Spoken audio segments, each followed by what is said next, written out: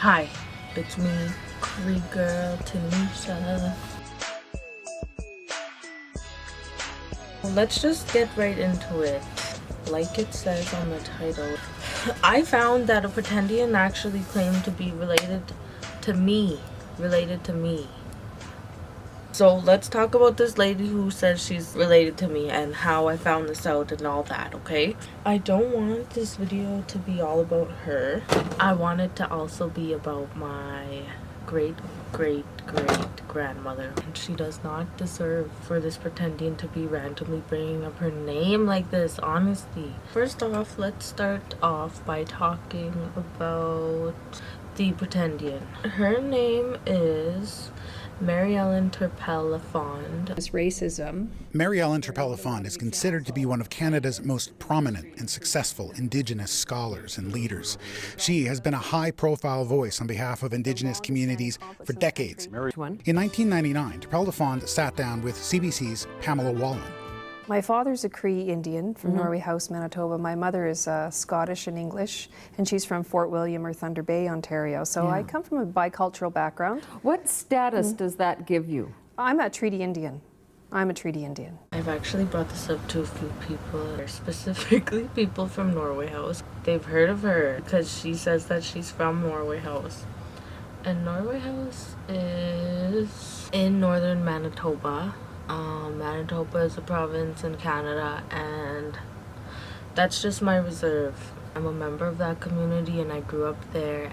My parents still live there. My whole family lives there. Marel Andella Fond says that she's from Norway House, which is my community. So I was like, what? Not a pretendian saying she's from my res. But I never really cared to look into it too much. I guess I probably should have started off the video by kind of explaining what a pretendian is, maybe for those of you who don't know. A pretendian basically is a person who is not Indigenous, and they lie and say that they are Indigenous. They take advantage of it in different ways, like applying for Indigenous only scholarships, applying for Indigenous specific jobs. Other things too, they win awards that are for Indigenous people, like their achievements are recognized as Indigenous achievements, and they're like celebrated by the Indigenous community. It's not cool to say you're Indigenous because you love that Indigenous people support you, okay? That's being dishonest and it's not right. That's basically what a pretendian is, and that's what Marel Andella Fond is. She was actually recognized as the first ever Indigenous judge in Saskatchewan. Most of this information is from a CBC article by Jeff Leo. He's the senior investigative reporter at CBC News. I think he did another article though on Carrie Bourassa, that other lady. Anyways, let's get into this background of Marel Andella Fond, okay? She is a scholar and former judge in Saskatchewan. She became a judge in 1998. She claims that she is of Cree ancestry and from Norway House Cree Nation. She's now a member, or she's possibly a member of Muskeg Lake Cree Nation, which is her husband's band. So her husband is Native. Okay, so Marel Andella Fond, she is known mostly in the public eye in Canada for being a constitutional advisor, because she's like a lawyer. She's like a big time lawyer. Went to law school. She graduated at a very young age, and she was very successful and smart, okay? And then she goes and says that she's Indigenous from Norway House. They're like, wow, we have this Indigenous lawyer who's so smart and awesome. And then she ends up becoming the constitutional advisor for Ovid Mercredi, which he was the national chief of the Assembly of First Nations in 1990s. And the Assembly of First Nations basically it's an organization that provides political representation for First Nations people at the national level. Ovid Mercredi was like the national chief of Canada. Marel Andella Fond was his constitutional advisor. She is 61 years old as of right now. In this article, it was written in 2022, and she was 59 at that time. So right now, it should be 61. And she also claimed that she grew up in Norway House, and she said this in a lot of interviews, honestly. But she does say in a lot of interviews that she grew up in Norway House on the res, in a house with alcoholism, poverty, and violence. She said she was born in Norway House Cree Nation, and then this guy named Joe Keeper, I think they met or something, or he heard about her. His dad was like an Olympian. I think his dad's name was Joe Keeper too. He was Joe Keeper Jr. And Joe Keeper's dad he was a First Nations Olympian way back long time ago, and it was like historic and deadly. So anyways, here's the plot twist here. Marel Andella Fond, her family does have a connection to Norway House. They're not status, they're not treaty from Norway House, but they do have history with Norway House, the Turpels. Joe remembered that there was a Turpel family long time ago when he was a little boy. There was a Dr. Turpel at Norway House when I was just a boy. The Turpels were not Cree. They were white people. Marel Andella Fond, her family does historically have actually a connection to Norway House Cree Nation, but it's not really that good because her grandfather was a doctor and he did exams on like the children before they went to residential school. So like that's what he did in the community. Then Marel Andella Fond says that it's some family secret that her dad's paternity is questionable, that maybe his mom had an affair and had her dad. Another theory is that the dad had an affair and had a baby with a Cree woman, and that is her dad, but I don't know. However, there's like proof that it's published somewhere in a paper that that doctor and his wife welcoming their baby boy, which is Barry Ellen's dad, and like it's published in a newspaper that he was born and his mom and dad are both like his mom and dad. And yeah, her dad was actually born in BC, not in Norway House. Marel Andella Fond actually grew up in Niagara Falls because it showed a picture of her high school yearbook or something. And she was in high school and she lived in Niagara Falls, not in Norway House. So we cracked the case. And yeah, I don't know, I'm sick of talking about her, okay? She had all her awards stripped from her. It was made known that she wasn't the first First Nation judge in Saskatchewan. And she was really weird about it too, because like in a later article, she was like, oh, it actually feels so liberating that I've had all these awards taken from me, because awards don't mean anything to me because I'm just proud of all the work that I've done. Now I want to talk about how she claims to be related to me. In the article, she was like saying different ways that she thought that she was from Norway House, and then she eventually like said that her dad was adopted by a midwife in Norway House, and the midwife's name was Mary Clark. Her name was Mary Fletcher. Her maiden name was Clark. Marel Andella Fond said that Mary Fletcher, the midwife in Norway House, adopted her dad. And guess what? Mary Fletcher is my great grandmother. Isn't that crazy? Not a pretendian pretending to be related to me, guys. The thing is though that my great grandmother, Mary Fletcher, was actually like a really deadly lady. I'm like into my genealogy and all that, and ancestry.ca. Honestly, like that's kind of one of my hobbies. Like I said, Marel Andella Fond said she was related to my great grandmother. That was disrespectful. Like honestly though, for real though, all jokes aside, that's kind of disrespectful, right? This is someone who I think is like so important to my family, and I find it disrespectful of this woman to just be like looking for this attention this way, you know? Allegedly. Marel Andella Fond, she claims that her dad was raised by Mary Fletcher Clark, who is my great-great-great-grandmother.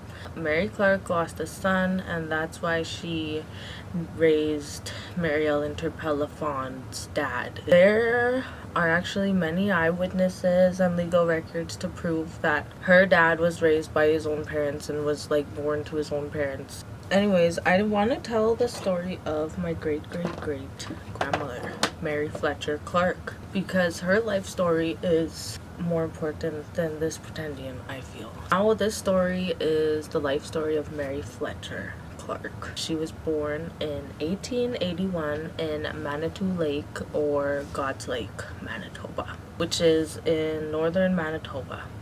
Her dad, his name was John, and her mom, her name was Victoria. Mary was born at a time when there weren't any cars, there weren't any roads. Back then, people used to travel by dog team in the winter and then canoes in the summer. Okay, before I go any further into the story, I also want to say that this information is actually it's online, you can read it if you want, I'm gonna link it. The person who wrote this story his name is Byron Apatagan, and he was my teacher a long time ago when I was like in elementary school. He documented all of these stories about my community Norway House, and Mary Fletcher's story was in there. Anyways, back then during this time in like the 1800s, it was very common for women to become widows because people worked very hard back then. Specifically, men worked very hard. Like, they worked to the point where they would like die of exhaustion. It was very common for men to die of exhaustion back then because they would always have to be doing things for survival because it's cold in northern Manitoba and like you have to hunt.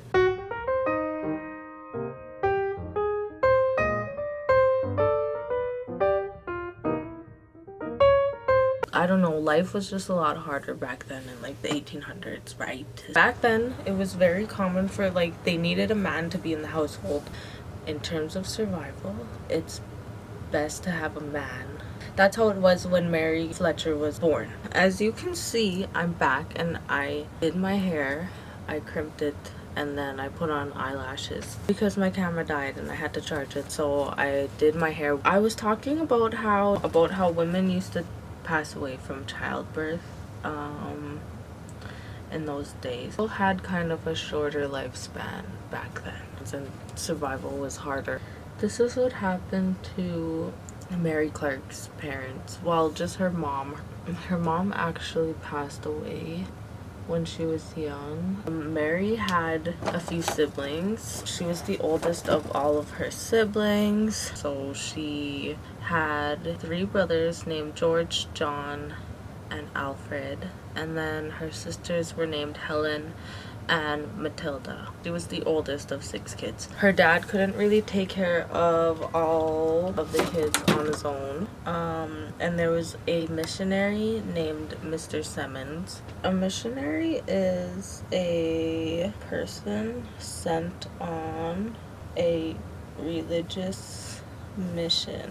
And he arranged a place for them to stay in Brandon, Manitoba, and I guess it was Brandon Residential School. All the Clark children, Mary and her siblings, they went by canoe with this guy, Mr. Simmons, and another group. They were going from God's Lake down to Norway House, and Norway House was like a big place where people would stop along the way because there was like a trading post there and a fort. This group of people, most of them got off in Norway House because they were just looking for work, but the kids and Mr. Simmons continued on. They traveled along the shore of Lake Winnipeg, and this is like in the 1800s. Remember this. On the way, they would just stop and like camp. So as they traveled up Lake Winnipeg. They reached Selkirk on their canoe, and then they continued on the Red River to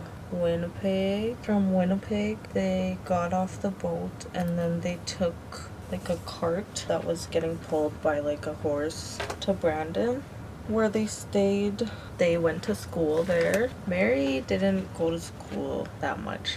She mostly stayed home to do chores and watch her brothers and sisters while they weren't at school. They stayed in Brandon for a few years, and while they were there, back in God's Lake, Mary's dad was still alive. He was living in God's Lake, but he wanted to move to Norway House so that he could find a job, and a lot of people who were living in God's Lake at that time wanted to move to Norway House too, because Norway House was like a big part of the fur trade, and a lot of people traded furs. There was a trading post there. But anyways, Mary's dad, John, he wanted to move to Norway House. Most of John's family and friends were moving to Norway House, so he felt good about this move. Another reason that a lot of people wanted to move to Norway House was because they heard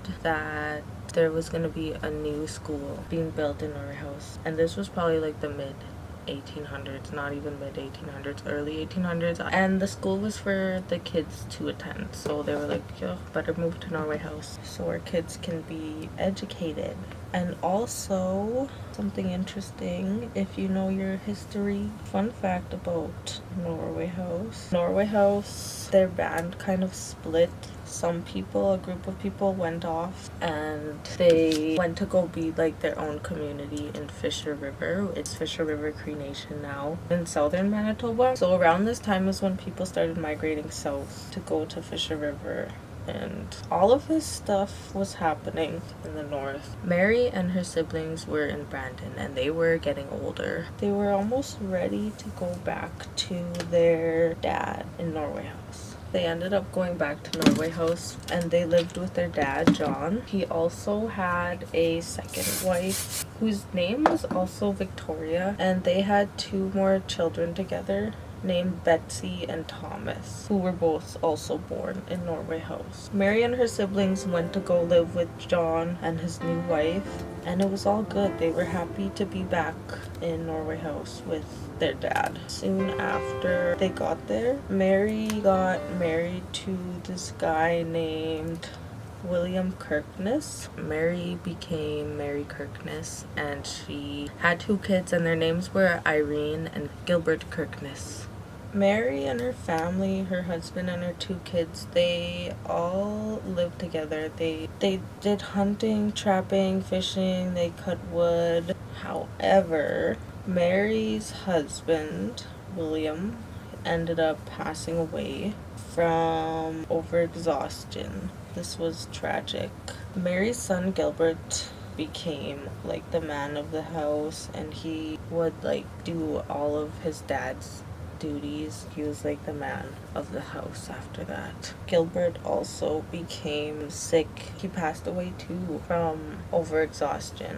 Mary and her daughter Irene were all alone, but Mary was really strong. She was able to survive on her own. Her and her daughter made a living by hunting and trapping and selling fish. Mary was affected, obviously, by the death of her son and her husband, and she would often think like, oh, I wish I would have been able to help them. Like, I wish I would have known what to do. Like, I wish I would have known how to use medicines and plants to help them. Maybe I would have been able to save them. So she's like, I'm gonna learn how to use medicines. She was like, I am going to try to help people when they're sick now. So she did, and she started practicing with plants and using like herbal remedies. She was very careful, and she knew which plants were good and which plants were bad, and eventually she became very good, and she became a doctor in the community. All hours of the night, men would come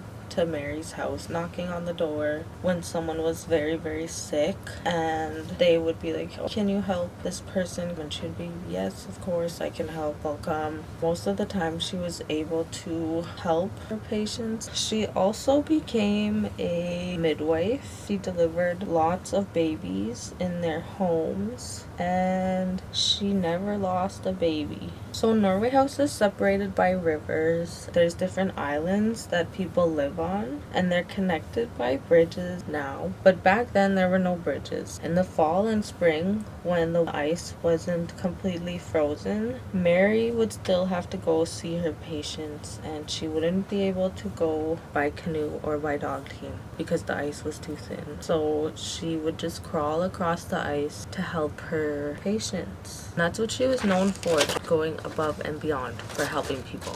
Mary did live alone with her daughter for a long time because her husband passed away, and people started trying to encourage her to get married because it was also still hard back then to live on your own. And Mary agreed. She was like, yeah, life is kind of hard on my own. So there was this guy in the community, and his name was Paul Fletcher. His wife just passed away recently, and he was alone with his son, whose name was John. Mary and John ended up getting married. She became Mary Fletcher, and then John and Irene became step siblings. It was Mary, Paul, John, Irene, and then they also ended up having a few other kids. They had a second son named Gilbert. She must have named her other son Gilbert Fletcher after her first son who passed away, who was Gilbert Kirkness. She also had 2 other daughters. One of them is my great-great-grandmother. Her name is Eva Fletcher. Unfortunately, the same thing happened again, and Paul ended up passing away from exhaustion. And Mary ended up having to just raise all the kids on her own. Irene ended up having kids with her husband. His name was Donald Miswagen, and then they had kids. Mary's grandchildren ended up going to school in Norway House. They lived at the school, but her daughter Irene and her husband Donald, they moved for Donald to get a job. Irene's kids would still go and visit Mary on the weekends. One weekend they arrived at Mary's house and she wasn't there, so they went to go look for her.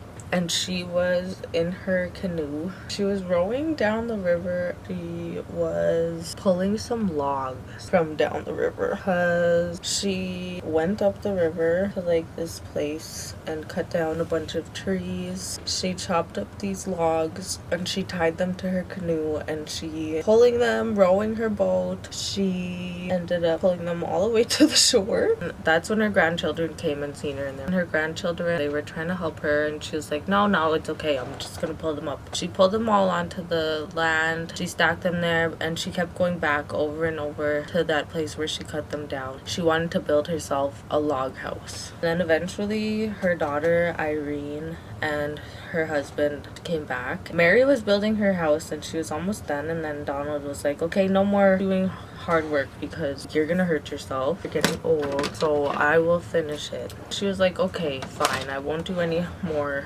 heavy work, but I'm still going to prepare for the winter, and I'm going to go cut wood. So she took her blanket, she was chopping down trees, cutting up the wood, and then once she got enough, she pulled her pile of wood into the blanket and she put it over her shoulder, and she was carrying it. She was on her way back, and then she slipped, fell, and she actually injured herself, and she couldn't get back up. Her daughter Irene noticed that she never came home, so she sent her kids to go look for her, and they found her laying on the ground in the snow. She was laying there for hours, but she was okay. She was just injured and cold, and they helped her back to her house. Mary didn't go outside much for the rest of the winter, and she had to stay inside to recover. And she did recover, and she got better, but she was never really the same. She couldn't do much hard work anymore because the fall took a lot of her strength.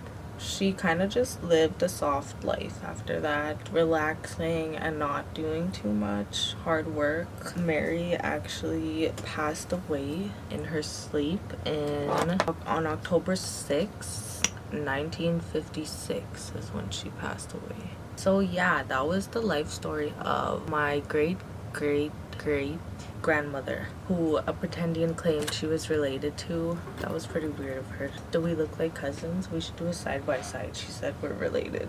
She could never be a baddie like me. And that's on what?